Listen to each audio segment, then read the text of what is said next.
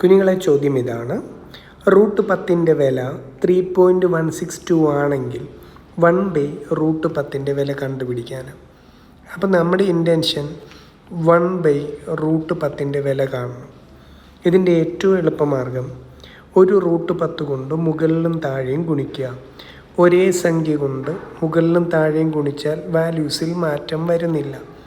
അപ്പോൾ √10 കൊണ്ട് ഞാൻ മുകളിലും താഴെയും ഗുണിക്കുകയാണ്. അപ്പോൾ ഒന്ന് ശ്രദ്ധിച്ച്, മുകളിൽ എന്താ വരുന്നത്?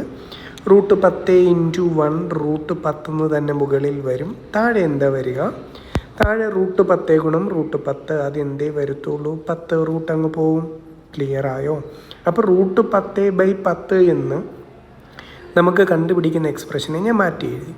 √10 വില എത്ര എന്ന് ചോദ്യത്തിൽ പറയുന്നു? 3.162 ആണ്. അപ്പം ഞാൻ ആ വാല്യൂ കൊടുത്തു. 3.162 /10 എന്ന് അതിനെ മാറ്റി എഴുതി. 10 കൊണ്ട് ഏതൊരു സംഖ്യയും ഹരിക്കാൻ ഏറ്റവും എളുപ്പമാർഗ്ഗം എന്താ? ഒരു സ്ഥാനം മാറ്റി കുത്തിടുക. അപ്പോൾ നമ്മുടെ ഫൈനൽ ആൻസർ എത്രയാ? 0.3162 നമ്മുടെ ഫൈനൽ ആൻസർ. ക്ലിയർ ആയോ? ഓക്കെ അല്ലേ? Thank you.